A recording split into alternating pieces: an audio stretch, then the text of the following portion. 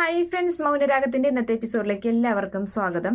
ചന്ദ്രസേന്റെ വീട്ടിലേക്ക് അങ്ങനെ രൂപ എത്തിയിരിക്കുകയാണ്. എന്നിട്ട് ചന്ദ്രസേൻ ആണെങ്കിൽ അവിടെ തന്റെ റൂമിലുള്ള അലമാരൊക്കെ തുറന്ന് കാണിച്ചു കൊടുക്കുന്നുണ്ട്. എന്നിട്ട് കുറെ സാധനങ്ങൾ ഇങ്ങനെ കാണിച്ചു കൊടുക്കുകയാണ്. തന്റെ പിറന്നാളിനും അതുപോലെ തന്നെ നമ്മുടെ വെഡിങ് ആനിവേഴ്സറിക്കും ഒക്കെ വാങ്ങിച്ച ഗിഫ്റ്റുകളാണ് ഇതെല്ലാം എന്ന് പറഞ്ഞുകൊണ്ട് അതെല്ലാം കാണിച്ചു കൊടുക്കുന്നുണ്ട്. അപ്പൊ രൂപയ്ക്ക് ആകെ വിഷമമാണ്. രൂപ പറയുന്നുണ്ട് ചന്ദ്രേട്ടനോട്, എനിക്ക് ദേഷ്യമായതുകൊണ്ട് തന്നെ ഞാൻ അങ്ങനെയുള്ള ദിവസങ്ങൾ ഓർക്കാറുമില്ല, അതുപോലെ തന്നെ ഒന്നും വാങ്ങി വെച്ചിട്ടുമില്ല എന്ന് പറയുന്നുണ്ട്. അതൊന്നും സാറില്ലടോ, എന്തായാലും തനിക്ക് വെറുപ്പ് ഇല്ലാത്ത സമയത്തൊക്കെ നമ്മൾ നല്ല രീതിയിൽ ആഘോഷിച്ചിട്ടുള്ളതല്ലേ എന്നൊക്കെ പറഞ്ഞ് സമാധാനിപ്പിക്കുന്നുണ്ട്. അതിനുശേഷം താൻ എനിക്ക് വേണ്ടി ചെയ്ത ഏറ്റവും വലിയ കാര്യം എന്ന് പറഞ്ഞത് താൻ എന്നെ വെറുത്തെങ്കിലും രണ്ടാമത് താൻ ഒരു കല്യാണം കഴിച്ചില്ലല്ലോ, തൻ്റെ മക്കൾക്ക് വേണ്ടി താൻ ജീവിതം മുഴിഞ്ഞു വെച്ചില്ലേ എന്നൊക്കെ ചോദിച്ച് അങ്ങനെ അവർ രണ്ടുപേരും കെട്ടിപ്പിടിച്ച് പൊട്ടിക്കരയൊക്കെ ചെയ്യാണ്. അതിനുശേഷം കാണിക്കുന്ന ഭാഗം എന്നാൽ വിക്രം ദേവകി അമ്മയുടെ വീട്ടിലേക്ക് എത്തിയിരിക്കുകയാണ്. അങ്ങനെ ദേവകി അമ്മ സംസാരിച്ചുകൊണ്ടിരിക്കുകയാണ് വിക്രത്തിനോട്. അപ്പൊ നമ്മുടെ ശീതളാണെങ്കിൽ അവിടെ കോഫി എടുക്കാൻ വേണ്ടി പോയിട്ടുണ്ട്. അപ്പൊ ആ സമയത്ത് ആ കോഫി കയറ്റി വരുന്നതിന് മുന്നേ അവനിങ്ങനെ മാപ്പൊക്കെ പറയുന്നുണ്ട് ദേവകി അമ്മയോട്, എന്നോട് ക്ഷമിക്കണം, എനിക്കൊരു അബദ്ധം പറ്റിപ്പോയതാണ്, എന്നെ കൂട്ടുകാരന്മാര് ബ്രെയിൻ വാഷ് ചെയ്തുകൊണ്ടാണ് ഞാൻ അങ്ങനെ ഒരു തെറ്റ് ചെയ്തത് എന്നൊക്കെ പറയുമ്പോൾ അതൊന്നും സാരമില്ല മോനെ, ജീവിത സാഹചര്യങ്ങളെല്ലാം അങ്ങനെയൊക്കെ ആക്കി മാറ്റുന്നത് എന്നൊക്കെ പറഞ്ഞ് ദേവകി അമ്മയെ സമാധാനിപ്പിക്കുന്നുണ്ട്. എൻ്റെ മകളുടെ വിവാഹം കഴിഞ്ഞൊരു വർഷം ഭർത്താവിന്റെ കൂടെ താമസിച്ചുള്ളൂ, അത് കഴിഞ്ഞതിന് ശേഷം ഡിവോഴ്സ് ആയി എന്നൊക്കെ പറയുന്നുണ്ട്. അപ്പോൾ മോനെ കണ്ടപ്പോൾ മോൾ അങ്ങനെ ഒരു ആഗ്രഹം പറഞ്ഞപ്പോൾ ഞാനും പിന്നെ അതിനെതിരെ അഭിപ്രായം ഒന്നും പറഞ്ഞില്ല എന്നൊക്കെ ദേവകി അമ്മ പറയുന്നുണ്ട്. അങ്ങനെ ചായയുമായി വരുന്നുണ്ട് ശീതൾ, അങ്ങനെ ചായ കൊടുക്കാണ്. അതിനുശേഷം അവരങ്ങനെ സംസാരിക്കുകയാണ്. അപ്പൊ പറയുന്നുണ്ട് എത്രയും വേഗം തന്നെ വിവാഹം നടത്തണം. അപ്പോൾ ശീതൾ പറയാണ്, വേറെ ഒന്നുമല്ല, എനിക്ക് ആദ്യ ബന്ധത്തിൽ എനിക്ക് കുറച്ച് പ്രോപ്പർട്ടിയും അതുപോലെ തന്നെ കുറച്ച് സ്വർണവും പണവും ഒക്കെ കിട്ടാനുണ്ട്. അത് ഏകദേശം ഒരു 1.5 കോടി രൂപയോളം അടുത്തുണ്ടാകും എന്ന് പറയുമ്പോൾ അത് ശരിക്കും ശീതള് വിക്രത്തിന്റെ ആ മനസ്സൊന്ന് മാറ്റിയെടുക്കാൻ വേണ്ടി തന്നെയാണ്, പ്രലോഭിക്കാൻ വേണ്ടിയാണ് അങ്ങനെ പറയുന്നത്. അപ്പൊ വിക്രത്തിന് വലിയ സന്തോഷമാവാണ് ആ സമയത്ത്. അപ്പോൾ ശീതൾ അവനെ ശ്രദ്ധിക്കുന്നുണ്ട്. എന്നിട്ട് ഇങ്ങനെ ചിരിച്ചിട്ട് തലാട്ടൊക്കെ ചെയ്യാണ്. അപ്പോൾ ദേവികമ്മ പറയുന്നുണ്ട്, ആ ഒരു പണം കിട്ടിയാൽ മതി, നിങ്ങൾക്ക് സുഖമായി ജീവിക്കാനുള്ളത് ആവും, പിന്നെ മോന് ഈ വക ജോലിക്കൊന്നും പോവരുത് കേട്ടോ എന്നൊക്കെ പറയുന്നുണ്ട് വിക്രത്തിനോട്. അപ്പൊ ഇല്ല അമ്മേ, ഞാൻ പറഞ്ഞില്ല, എനിക്കൊരു തെറ്റ് പറ്റിയതാണ്, മോന് നല്ലൊരു ബിസിനസ് ചെയ്ത് സുഖമായിട്ട് നിങ്ങൾക്ക് രണ്ടുപേർക്കും ജീവിക്കാം എന്നൊക്കെ ദേവകിയമ്മ പറയുമ്പോൾ വിക്രത്തിന് ഒരുപാട് സന്തോഷമാവുന്നുണ്ട്. അങ്ങനെ വീട്ടിൽ ആരൊക്കെയുണ്ട് എന്നൊക്കെ ചോദിക്കുന്നുണ്ട് വിക്രത്തിനോട്. അപ്പോൾ വീട്ടിലുള്ളവരെ കുറിച്ചൊക്കെ പറയുന്നുണ്ട്. അതുപോലെ തന്നെ കല്യാണിയെ കുറിച്ച് വളരെ മോശമായിട്ടാണ് പറയുന്നത്, അമ്മ കല്യാണിയുടെ കൂടെയാണ് എന്നൊക്കെ പറയുന്നുണ്ട്. അപ്പൊ എല്ലാ കാര്യങ്ങളും നമ്മുടെ ശീതളിനൊക്കെ അറിയാം. അപ്പൊ ശീതൾ ഇങ്ങനെ ചിരിച്ചു നിൽക്കാണ്. എന്തോ മനസ്സിൽ നല്ലൊരു ലക്ഷ്യം വെച്ച് തന്നെയാണ് വിക്രത്തിനെ ഇങ്ങനെ ഒരു കുഴിയിലേക്ക് ചാടിക്കുന്നത്. ഒരു പക്ഷേ ശീതളിന്റെ ജീവിതം ഇല്ലാതാക്കിയത്, ആദ്യ ഭർത്താവിൽ നിന്നും അടർത്തി മാറ്റിയത് ഇവൻ കാരണം തന്നെയായിരിക്കും. അതുകൊണ്ടാണ് അങ്ങനെ ഒരു പാഠം പഠിപ്പിക്കാൻ ശീതൾ മുതിരുന്നത്. അതിനുശേഷം കാണിക്കുന്ന ഭാഗം എന്ന് വെച്ചാൽ ചന്ദ്രസേന്റെ വീട് തന്നെയാണ്. ചന്ദ്രസേന്റെ വീട്ടിൽ രൂപ അടുക്കളയിലേക്ക് വരികയാണ്. അപ്പൊ ദയാനന്ദേട്ടൻ അവിടെ പച്ചക്കറി അരിഞ്ഞുകൊണ്ടിരിക്കുന്നുണ്ട്. അപ്പൊ രൂപ പറയാണ്, ദയാനന്ദേട്ട എന്താ ഉണ്ടാക്കാൻ പോകുന്നതെന്ന് പറയുമ്പോൾ, മാഡത്തിന് ഇഷ്ടപ്പെട്ടതൊക്കെ ഉണ്ടാക്കി തരാം, കുറെ നാളുകൾക്ക് ശേഷമല്ലേ ഇങ്ങോട്ട് വരുന്നതെന്ന് പറയുമ്പോൾ, അത് വേണ്ട, ഞാൻ എന്തായാലും ചന്ദ്രേട്ടന് ഇഷ്ടപ്പെട്ട സാധനങ്ങൾ ഉണ്ടാക്കി കൊടുക്കട്ടെ, എന്റെ കൈ കൊണ്ട് ഉണ്ടാക്കാൻ പറ്റും അദ്ദേഹത്തിന് കഴിക്കാൻ എന്ന് വെച്ച് കഴിഞ്ഞാൽ അതൊരു മഹാഭാഗ്യല്ലേ എന്നൊക്കെ ഇങ്ങനെ പറഞ്ഞിട്ട് എനിക്ക് ഉണ്ടാക്കി കൊടുക്കാൻ പറ്റിയത് വലിയ ഭാഗ്യമില്ല എന്നൊക്കെ ഇങ്ങനെ പറഞ്ഞു നിൽക്കുകയാണ്. എങ്കിൽ ശരി, ഞാൻ എന്തായാലും അതിലൊരു അഭിപ്രായം പറയുന്നില്ല, മാഡത്തിന്റെ ഇഷ്ടം പോലെ ചെയ്തോളാം എന്ന് പറഞ്ഞ് ദയാനന്ദൻ അവിടെ നിന്ന് മാറി നിൽക്കാണ്. അപ്പൊ പറയുന്നുണ്ട് രൂപ, മക്കൾ ആരെങ്കിലും ഇങ്ങോട്ട് വരുന്നുണ്ടെങ്കിൽ എന്നെ ഒന്ന് അറിയിക്കണേ, എനിക്ക് ഇവിടുന്ന് മാറി നിൽക്കാനാണ് എന്ന് പറയുമ്പോൾ, എത്ര നാളിങ്ങനെ വെച്ച് ഇങ്ങനെ മുന്നോട്ട് എന്തിനാ കൊണ്ടുപോകുന്നത് എന്നൊക്കെ ചോദിക്കുമ്പോൾ, അത് വേണം, എൻ്റെ മക്കൾ ഞാനുമായി അടുത്ത് കഴിഞ്ഞാൽ എൻ്റെ സഹോദരൻ എന്ന് പറയുന്നത് ആള് ഞങ്ങളെ ഇല്ലാതാക്കാൻ ശ്രമിക്കും, അതുകൊണ്ട് അതൊക്കെ വേണം ദയാനന്ദേട്ട എന്ന് പറയാണ്. അപ്പോൾ എങ്കിൽ അങ്ങനെ തന്നെ മുന്നോട്ട് പോട്ടെ എന്നൊക്കെ പറഞ്ഞങ്ങനെ നിൽക്കാണ്. പിന്നീട് കാണിക്കുന്നത് പ്രകാശനെ വിളിച്ചു വരുത്തുന്നുണ്ട് വിക്രം ഒരു സ്ഥലത്തേക്ക്. അപ്പൊ പ്രകാശൻ എന്താ മോനെ എന്താ മക്കളെ എന്നൊക്കെ ചോദിച്ചിങ്ങനെ വലിയ സന്തോഷത്തോടുകൂടി വരികയാണ്. അപ്പോൾ പറയുന്നുണ്ട്, ആച്ചാ ഞാനൊരു പ്രധാനപ്പെട്ട ഒരു കാര്യം പറയാനാണ് വിളിപ്പിച്ചത്, എൻ്റെ കല്യാണമാണ് എന്ന് പറയുമ്പോൾ, മോനെ നീ എന്തൊക്കെയാ പറയുന്നത്, നീ ഇപ്പൊ ജയിലിൽ നിന്ന് പുറത്തിറങ്ങിയല്ലേ ഉള്ളൂ, അപ്പോഴേക്കും നിന്റെ കല്യാണം, നീ അടുത്ത കുഴിയിൽ ചാടാനാണോ നിന്റെ ഉദ്ദേശം എന്നൊക്കെ ചോദിക്കുകയാണ്. ഒരിക്കലും അല്ല അച്ഛ, എന്തായാലും നല്ലൊരു ബന്ധം തന്നെയാണ്. ആ ദേവകി അമ്മയുടെ മകളുണ്ടല്ലോ, അവള് എന്നെ ജയിലിൽ വന്ന് കണ്ടിരുന്നു, എന്നെ പുറത്തിറക്കണമെങ്കിൽ അവളെ ഞാൻ വിവാഹം കഴിക്കണമെന്ന ഒരു ഇത് വെച്ചിട്ടാണ് ഞാൻ അങ്ങനെ എന്നെ അവള് പുറത്തിറക്കിയത് എന്ന് പറയുമ്പോൾ, അതിലെന്തെങ്കിലും ചതി ഉണ്ടാവും മോനെ എന്ന് ചോദിക്കുന്നുണ്ട് പ്രകാശൻ.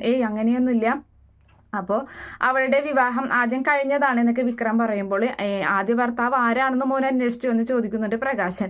അതിൻ്റെ ഒന്നും ആവശ്യമില്ല, എന്നെ പറ്റി അവരൊന്നും അന്വേഷിച്ചിട്ടില്ല. ഇപ്പോൾ ഞാനും സോണിയും തമ്മിലുള്ള ബന്ധം അത് മറ്റുള്ളവർ പറഞ്ഞറിഞ്ഞു കഴിഞ്ഞാൽ എൻ്റെ ഭാഗത്താണ് തെറ്റ്, അങ്ങനത്തൊന്നും അവർ അന്വേഷിച്ചിട്ടില്ല. പിന്നെ ഞാൻ എന്തിനാ അവളെക്കുറിച്ച് അന്വേഷിക്കുന്നത്? അതുകൊണ്ട് നല്ലൊരു ബന്ധമാണ്, പിന്നെ നല്ലോണം സ്വത്തുകളൊക്കെ ഉണ്ട് അവരുടെ കയ്യിൽ, അപ്പം എനിക്ക് സുഖമായിട്ട് ജീവിക്കാം. അപ്പം എന്തായാലും നാളെ കല്യാണമാണ്, അച്ഛൻ സമ്മതിച്ചാലും സമ്മതിച്ചില്ലെങ്കിലും നാളെ എൻ്റെ കല്യാണമാണ്, രജിസ്റ്റർ മാരേജ് ആണ് എന്ന് പറയുന്നുണ്ട്. അപ്പോൾ പ്രകാശനാകെ ഒരു അങ്കലാപ്പാണ് ആ സമയത്ത്. അതിനുശേഷം പ്രകാശൻ ശരിയായിരിക്കും, എന്തായാലും നിന്റെ നല്ല സമയത്ത് ആയിരിക്കും അങ്ങനെയൊക്കെ നിനക്ക് തോന്നിയത്, നല്ല കാലം വരാനായിരിക്കും എന്നൊക്കെ പറഞ്ഞ് പ്രകാശൻ അങ്ങനെ സമാധാനിക്കുന്നുണ്ട്. എന്തായാലും അമ്മൂമ്മയും അച്ഛനും നാളെ രജിസ്റ്റർ ഓഫീസിൽ എത്തണം. അതുപോലെ തന്നെ കാദംബരി ചേച്ചി അളിയനും വരുന്നെങ്കിൽ വരട്ടെ എന്നിങ്ങനെ പറയുകയും ചെയ്യുന്നുണ്ട്. നാളെ എന്തായാലും അപ്പം മോൻ്റെ കയ്യിൽ താലിമാല വാങ്ങിക്കാനുള്ള പൈസ ഒക്കെ ഉണ്ടോ എന്ന് ചോദിക്കുന്നുണ്ട് പ്രകാശൻ. ഇല്ലെങ്കിൽ എനിക്ക് അച്ഛൻ തരുമോ പൈസ എന്ന് തിരിച്ചു ചോദിക്കുകയും ചെയ്യാണ് വിക്രം. ആ സമയത്ത് പ്രകാശനൊന്നും മിണ്ടുന്നില്ല. അതൊക്കെ ഞാൻ എന്തെങ്കിലും ചെയ്തോളാം, ഞാൻ ഏതെങ്കിലും കൂട്ടുകാരന്മാരോടൊക്കെ ചോദിച്ച് ഞാൻ എന്തെങ്കിലുമൊക്കെ ചെയ്തോളാം, അതിനെപ്പറ്റി ഒന്നും അച്ഛൻ പേടിക്കേണ്ട, അതിപ്പോൾ ഒരു മഞ്ഞച്ചരടിയിൽ ഒരു താലി കെട്ടിയാലും മതി എന്നൊക്കെ പറഞ്ഞ് ശരി എന്ന് പറഞ്ഞിട്ട് വിക്രം അവിടെ നിന്നും പോകുന്നുണ്ട്. പിന്നീട് ചന്ദ്രസേനെ രൂപ അങ്ങനെ ആഹാരമൊക്കെ വിളമ്പി കൊടുക്കുകയാണ്. അപ്പോൾ എങ്ങനെയുണ്ട് കറികളൊക്കെ എന്ന് ചോദിക്കുമ്പോൾ സൂപ്പർ ആയിട്ടുണ്ട്, ഒന്നും പറയാനില്ല എന്ന് പറഞ്ഞുകൊണ്ട് ചന്ദ്രസേന നല്ല രുചിയോടുകൂടി അങ്ങനെ ഭക്ഷണം കഴിച്ചുകൊണ്ടിരിക്കുകയാണ്. അതേ സമയത്ത് രൂപയോടായിട്ട് പറയുന്നുണ്ട്, ഈ കൈപ്പുണ്യൊക്കെ കല്യാണി മോൾക്ക് താൻ പറഞ്ഞു കൊടുത്തിട്ടുണ്ടല്ലേ, കല്യാണം കഴിഞ്ഞ അവസരം തൻ്റെ കൂടെ നിന്നിട്ട് കറികളൊക്കെ ഉണ്ടാക്കാൻ പഠിച്ചിട്ടുണ്ടല്ലേ എന്ന് പറയാണ്. അതെന്താ ചന്ദ്രേട്ടൻ അങ്ങനെ ചോദിച്ചതെന്ന് പറയുമ്പോൾ, അല്ല ഈ അടുത്ത ഇടയായിട്ട് ഇതുപോലെ നല്ല രുചിയുള്ള തൻ്റെ കൈപ്പുണ്യമുള്ള ആ ഒരു ഭക്ഷണം ഞാൻ കഴിച്ചായിരുന്നു എന്ന് പറയുമ്പോൾ രൂപ ചിരിക്കുകയാണ്. ഞാൻ ഉണ്ടാക്കിയതിന് പിന്നെ എൻ്റെ കൈപ്പുണ്യമല്ലാതെ പിന്നെ എന്താ ഉണ്ടാവുക എന്ന് ചോദിക്കുന്നുണ്ട് രൂപ. അപ്പോൾ ചന്ദ്രസേന ഇങ്ങനെ നോക്കുകയാണ്, ഞാൻ തന്നെയാണ് ചന്ദ്രേട്ടന് ഇഷ്ടപ്പെട്ട എല്ലാ കറികളും പായസം അടക്കം ഞാനാണ് ഉണ്ടാക്കി കല്യാണിമോളുടെ കയ്യിൽ കൊടുത്തയച്ചതെന്ന് പറയുമ്പം അത് ശരി, അങ്ങനെ അതിൻ്റെ ഇടയിൽ അങ്ങനെ ഒരു കളി നടന്നു, കല്യാണിമോൾ എന്നെ നല്ല രീതിയിൽ പറ്റിച്ചിട്ടുണ്ടല്ലേ എന്ന് പറയാണ്. അതിന് കല്യാണിമോളെ കുറ്റം പറയണ്ട, ഞാൻ പറഞ്ഞിട്ടാണ് അങ്ങനെയൊക്കെ ചെയ്തിരുന്നത് എന്ന് രൂപ പറയുകയും ചെയ്യാണ്. അതിനുശേഷം അതെ രൂപ ഇങ്ങനെ ചിന്തിച്ചുകൊണ്ടിരിക്കുകയാണ്, താരയ്ക്ക് പണ്ട് ചന്ദ്രസേനൻ വാക്ക് കൊടുത്തതും നിന്റെ കുഞ്ഞിനെ ഞാൻ സംരക്ഷിച്ചോളാം എന്നും പ്രസവത്തിന് വേണ്ട ആശുപത്രിയൊക്കെ ഞാൻ റെഡിയാക്കി തരാമെന്നൊക്കെ ഇങ്ങനെ പറഞ്ഞ കാര്യങ്ങളൊക്കെ രൂപ ചിന്തിച്ചുകൊണ്ടിരിക്കുകയാണ്. താൻ എന്താണോ ചിന്തിക്കുന്നതെന്ന് ചന്ദ്രസേനൻ ചോദിക്കുമ്പോൾ ഞാനൊരു കാര്യം ചോദിക്കട്ടെ, അന്ന് എന്താ താരയ്ക്ക് അങ്ങനെയൊക്കെ വാക്ക് കൊടുത്തത് എന്ന് ചോദിക്കുകയാണ്. തൻ്റെ സംശയം ഇപ്പോഴും മാറിയില്ലടോ എന്ന് ചോദിക്കുകയാണ്. അതുകൊണ്ടല്ല, പക്ഷേ എനിക്ക് അങ്ങനെ ഒരു സംസാരം ഞാൻ കേട്ടത് കൊണ്ടാണല്ലോ ചന്ദ്രേട്ടനെ സംശയിച്ചത് എന്ന് പറയുമ്പോൾ അത് വേറെ ഒന്നല്ല, രാഹുലാണ് അവളുടെ കുഞ്ഞിൻ്റെ അച്ഛൻ. അപ്പം അതുകൊണ്ട് തന്നെ അവരെ സംരക്ഷിക്കേണ്ട നമുക്കൊരു ഉത്തരവാദിത്വം ഉണ്ടല്ലോ, അതുകൊണ്ടാണ് ഞാൻ അങ്ങനെ പറഞ്ഞത്. രാഹുലാണെങ്കിൽ ആ കുഞ്ഞിനെ കൊല്ലാൻ വേണ്ടി നടക്കുകയായിരുന്നു എന്നൊക്കെ പറയുന്നുണ്ട്. അത് കേൾക്കുമ്പോൾ രൂപയ്ക്ക് സങ്കടം വരികയും ചെയ്യാണ്. അങ്ങനെ പിന്നീട് കാണിക്കുന്ന ഭാഗം എന്ന് വെച്ച് കഴിഞ്ഞാൽ നമ്മുടെ രാഹുലിനെയാണ്. രാഹുൽ അങ്ങനെ വിഷമിച്ച് അങ്ങനെ നിൽക്കുന്നുണ്ട്. അപ്പോൾ അവിടേക്ക് ഷാരിയും സരയും വരികയാണ്. ഇങ്ങോരിത് എന്താ ഈ ആലോചിച്ചുകൊണ്ടിരിക്കുന്നത് എന്ന് ഷാരി ചോദിക്കുന്നുണ്ട്. അച്ഛൻ ഈ അടുത്ത കാലത്തായിട്ട് ഇങ്ങനെയൊക്കെ തന്നെയാണല്ലോ എന്ന് പറയുന്നു. അല്ല, എല്ലാ കാലവും ഇവിടെ നിൽക്കാനാണോ, ഈ ഹോട്ടലിന് റെന്റും കൊടുത്ത് ഇങ്ങനെ നിൽക്കാനാണോ ഉദ്ദേശം? എന്തായാലും വീട്ടിലേക്കൊന്നും തിരികെ പോകണ്ടേ എന്ന് ഷാരി ചോദിക്കുമ്പോൾ നമ്മുടെ സരയ് പറയാണ്, അവിടേക്ക് പോവാതിരിക്കുകയാണ് നല്ലത്, അതുകൊണ്ടാണ് ഞാൻ അച്ഛനെ നിർബന്ധിക്കാത്തത്, അവിടേക്ക് പോയി കഴിഞ്ഞാൽ അയൽവക്കത്തുള്ളവരുടെ മുഖം കാണണ്ടേ എന്ന് പറയുന്നുണ്ട്. അപ്പോൾ നമ്മുടെ രാഹുൽ പറയാണ്, അയൽവക്കത്തുള്ളവരുടെ മുഖം കണ്ടാലും കുഴപ്പമില്ല, ഇനിയിപ്പോൾ അതൊക്കെ കണ്ടുകൊണ്ട് തന്നെ ജീവിക്കേണ്ടി വരുമെന്ന് പറയുന്നു. നിങ്ങളെന്താ അങ്ങനെ പറഞ്ഞത് എന്ന് ചോദിക്കുന്നുണ്ട്.